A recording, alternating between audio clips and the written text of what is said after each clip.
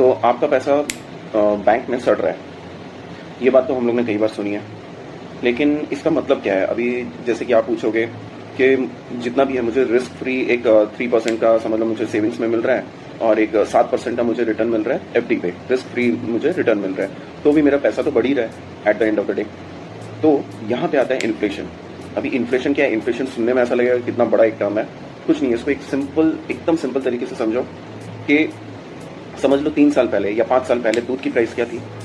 समझ लो for example 30 rupees litre, right? तो 100 रुपये में आप 30 रुपीज़ में 30 रुपीज़ लीटर के हिसाब से 3 लीटर आपने दूध ले लिया, करेक्ट? उसके बाद भी 10 रुपये आपके हाथ में बचे। सेम आज 2025 में उसका क्या प्राइस है? 50 रुपीज़ पर लीटर। तो क्या हुआ? 100 रुपये में आपको मिला सिर्फ 2 लीटर और पैसे भी नहीं बचे, करेक्ट? ये जो 30 से 50 का जो सफर है 5 साल में, इसको हम लोग कहते हैं इन्फ्लेशन, या फिर इसकी जो स्पीड है, इसकी जो स्पीड को मापते हैं। समझ लो हम बोलेंगे कि साल में इन्फ्लेशन रेट चल रहा है, कंज्यूमर फूड क्या चल रहा है अभी, इकोनॉमिक सर्वे ऑफ 24-25 के हिसाब से फूड इन्फ्लेशन का रेट है अभी के टाइम पे 8.4%।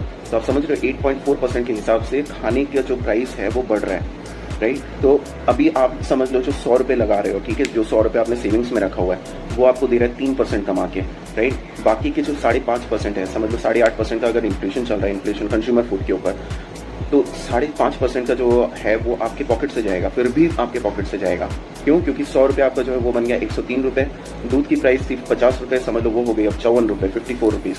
तो जहाँ आपके पॉकेट में तो 103 रुपये आए, 1 साल बाद आपको लगेगा पैसा तो बढ़ा, लेकिन उसी दूध की दाम जो है, उसी दूध की प्राइस अगर आप 2 लीटर खरीदते हो तो वो हो गई 108 रुपये। तो बाकी के जो 5 रुपये है वो आपको अपने पॉकेट से, आपके खीसे से देना पड़ेगा।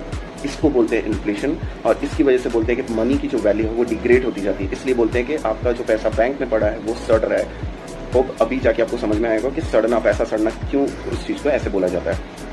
तो इसका सोल्यूशन क्या है? सिंपल सा सोल्यूशन है इसका, ज़्यादा कुछ नहीं।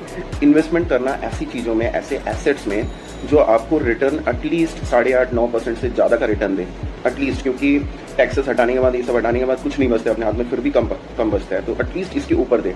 तो उसमें क्या क्या आते हैं? डेट इंस्ट्रूमेंट्स बचे, स्टॉक मार्केट में इक्विटी इन्वेस्टमेंट बचा, गोल्ड बचा, गोल्ड्स में आ गया बुलियंस, गोल्ड, सिल्वर, ये सब बचा, कमोडिटीज़ आ गया। तो क्या करते हैं कि एक ही चीज़ में पैसा मत लगाओ, डिवाइड करके डाइवर्सिफाई करो अपना पोर्टफोलियो। हर एक चीज़ में थोड़ा थोड़ा पैसा, कुछ पैसा अगर आपको एफडी में रखना है, वेल एंड गुड, वो रखो। सेविंग्स में थोड़ा कुछ पैसा रखो।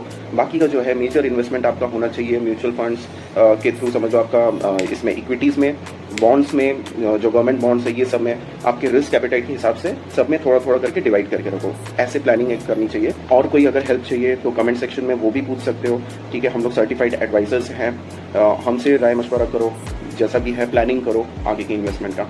होप आपको समझ में आया होगा। Thank you.